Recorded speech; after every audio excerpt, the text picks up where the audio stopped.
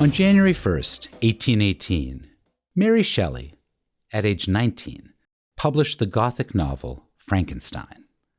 It has become a classic of English literature. She was in a privileged position to craft this rich cultural historical document because her father, William Godwin, was a leading Enlightenment philosopher. Her mother, Mary Wollstonecraft, was a pioneer English feminist who defended the rights of women. And her husband, Percy Shelley, was a leading Romantic poet. Thus was this precocious and gifted writer poised to dramatize the clash of two cultures, the Enlightenment that celebrated reason and science, and the Romantic age that celebrated passion and art. She was also energized by a series of personal traumas that fueled her feverish story. 10 days after her birth, her mother died from puerperal fever. At 17, she eloped with Percy, who abandoned his wife. The following year, her premature, illegitimate child died shortly after being born, and her half-sister, Fanny Godwin, committed suicide.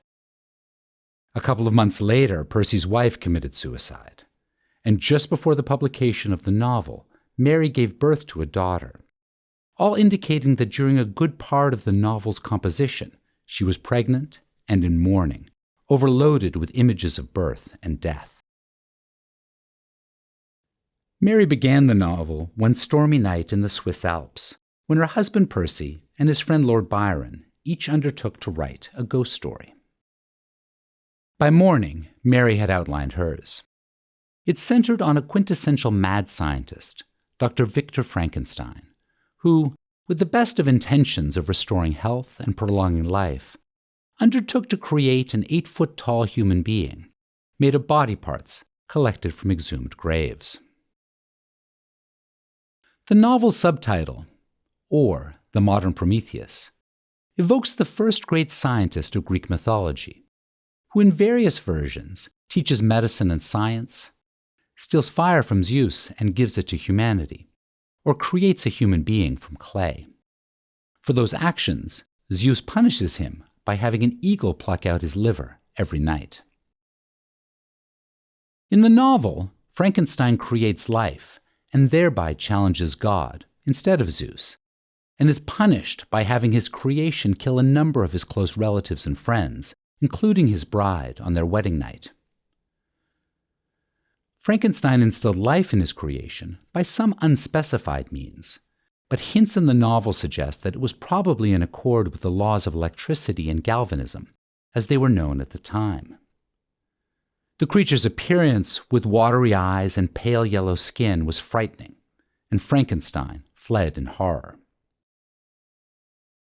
The novel dramatizes the clash between the 18th century Enlightenment and 19th century Romanticism. Shelley targeted the Enlightenment idolatry of reason and mechanistic forces by attacking the idea that man was a predictable and rationally controllable machine. She counters this position with a quotation from Percy's poem, Mutability, that rebuts her father's mechanistic determinism and opposition to free will. Man's yesterday may ne'er be like his morrow. Naught may endure but mutability.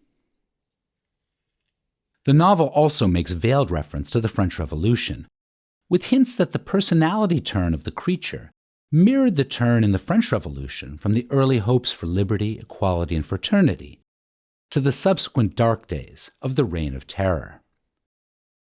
As Frankenstein reflects, quote, "Dreams that had been my food and pleasant rest for so long a space were now a hell to me, and the change was so rapid, the overthrow so complete."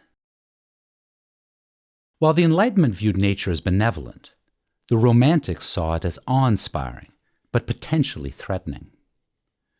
Shelley captures the Romantic sensibility of such sublime beauty by setting her story in rugged regions of the Swiss Alps, with cascading waterfalls and jagged snow-covered peaks, where Frankenstein and his creature coincidentally bump into each other and clash.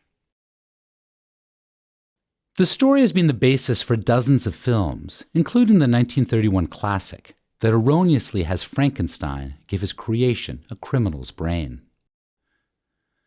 The iconic horrifying face and overall story suggests that the monster is the quintessence of evil. Although in the novel, the creature's vengeful turn is caused by the reaction of others to his frightening countenance, it was not his fault. The story bears on current moral debates about cloning and the responsibility of a scientist for his discoveries. Frankenstein creates a human being, and as a result, he and his family are destroyed by it. But the dark consequences of Frankenstein's actions do not stem from his brilliant science per se, but from the emotional reaction of him and others who all respond negatively to the creature's frightening appearance. Still, an underlying message of the novel is that the creation of a human being by unnatural means is a dangerous undertaking, fraught with perils from human emotions and sensibilities, if not from the displeasure of a god. Shelley's novel is ultimately, however, a celebration of the most ambitious scientific undertakings, even though the two men who first undertake to carry them out failed to do so. Its first narrator, Robert Walton, begins his narration in a series of letters to his sister from aboard a ship that he is captaining on a journey to discover the North Pole. He is full of high-minded intentions in the spirit of the Enlightenment to discover the ultimate origin of the longitudinal lines and of the magnetic force that governs the working of a compass. While he searches for the ultimate origin of navigational space, he meets Frankenstein, who had sought the ultimate origin of life. Walton never gets to the North Pole, and Frankenstein dies trying to kill his creature. But both of these projects are carried to fruition, in a sense, by the creature, who, in the end, is heading to the North Pole, and we have no doubt he will reach it, where he will kill himself in a suicidal blaze.